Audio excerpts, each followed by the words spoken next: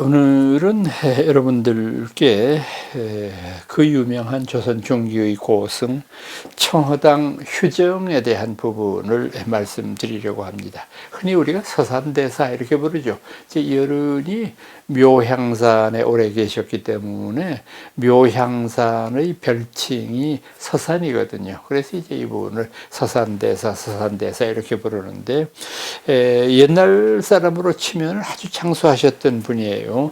1520년에 오셨다가 1604년에 가셨으니까 만 84세, 우리 세는 나이로 85니까 참 옛날 분으로 보면은 장수하셨던 분이죠. 또 그 어른이 사셨던 시대가 평화로웠던 시대가 아니잖아요. 그 어려운 시대에서 이렇게 장수하셨다는 것은 이분의 복이기도 하지만 우리 한국 불교에 있어서도 크나큰 복이 아닐 수가 없는데, 이분은 이제 여러 가지의 중요한 그 업적이 있습니다만은, 우선 이분이 임진왜란의 참전용사, 그리고 임진왜란을 승리로 이끌었던 가장 대표적인 승병대장, 이것으로 알려져 있죠. 우선 이제 이분의 간략한 그 생애부터 말씀을 드리면은, 이분은 서산대사 묘향산에 머물렀기 때문에 이렇게 제가 말씀드렸습니다만은, 참 어렸을 때는 이분이 굉장히 가정 형편이 불우했어요. 왜 불우했느냐 하면은, 굉장히 그 총명한 어린이였는데도 불구하고 9살 때 어머니를 여위고, 바로 그 이듬해인 10살 때 아버지가 또 세상을 떠났습니다.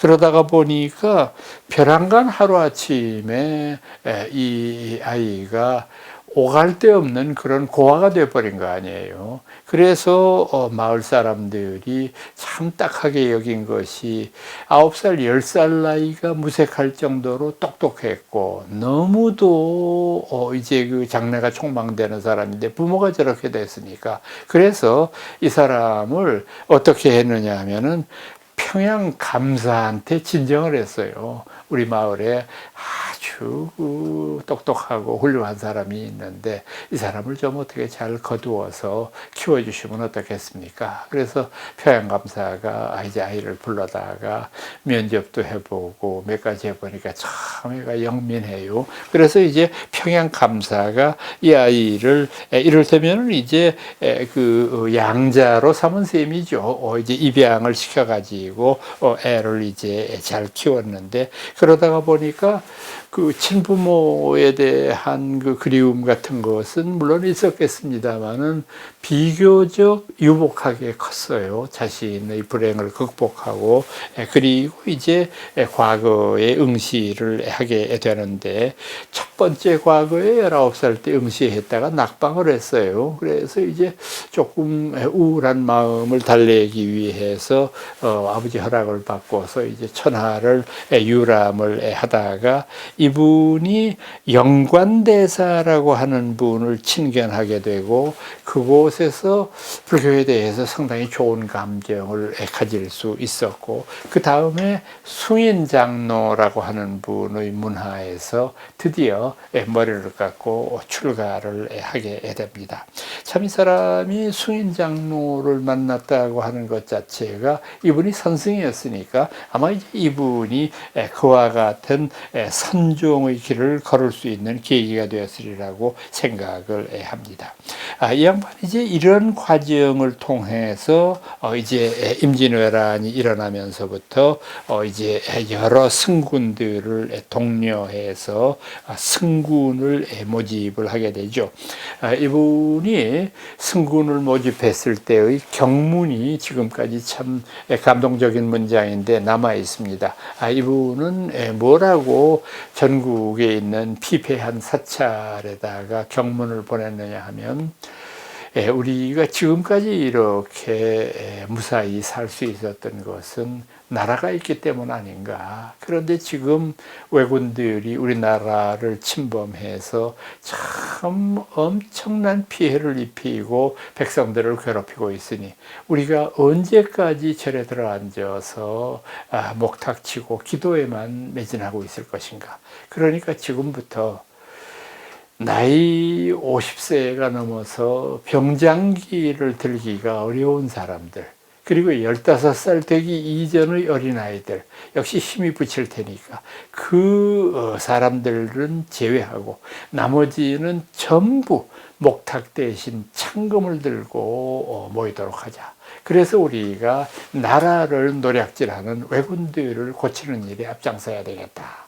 이렇게 주창을 합니다. 참 감동적인 그런 경문이었고, 그 당시에 이제 이분이 승군의 조련장으로 썼던 데가 황학산 직지사입니다. 이 황학산 직지사는 사명당의 출가 사찰이기도 하거든요. 그러니까 이제 이곳에서 연병장을 만들어 놓고 스님들을 교육시키는 이런 일을 하는데, 이때 이제 모은 관군, 승군의 숫자가 보면은 우선 사명당은 관동 지역에서, 그러니까 오늘날의 강원도 이제 이 일대에서 700여 명의 승군을 모았고, 또 처영 스님은 호남에서 1,000여 명의 스님들을 모았습니다.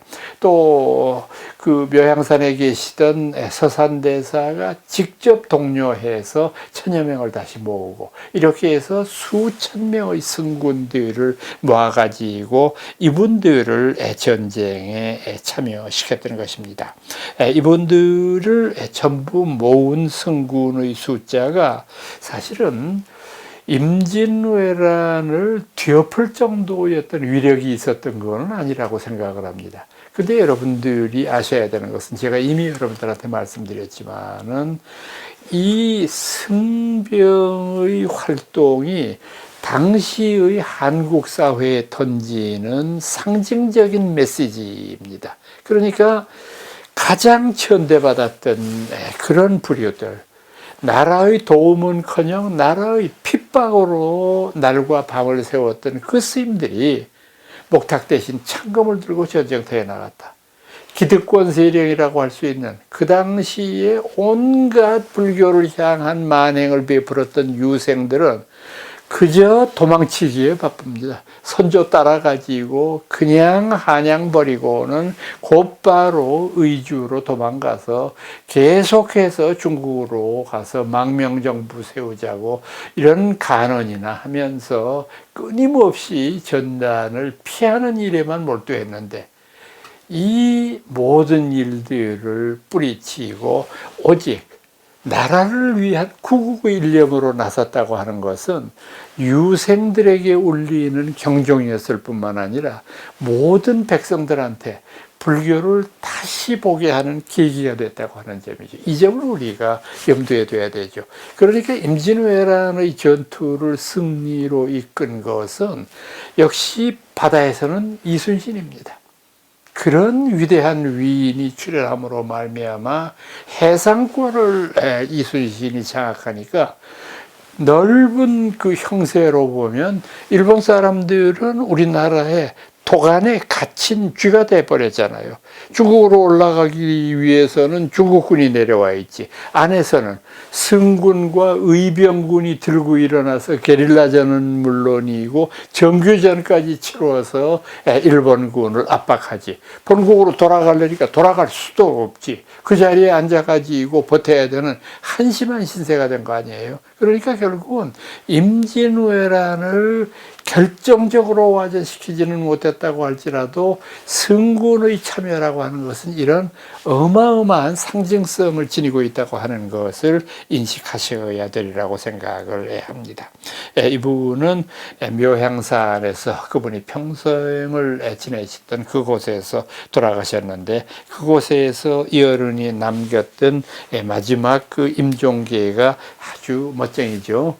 이어른이 아마 제자들이 그 자기 스승의 초상화를 이제 그려서 헌납을 한 모양인데, 이분이 그거를 그렇게 좋아하시지를 않았던가 봐요. 그냥 띄어서 벽장에다가 그냥 넣어놓고 지내셨는데, 임종하시기 직전에 시자들한테 근데 초상 좀 갖다 다오. 그래서 초상을 이렇게 갖다 드리니까 이렇게 물끄러미 보다가 그 뒷면에, 그림 뒷면에다가 한자 쓰셨습니다. 뭐라고 썼느냐.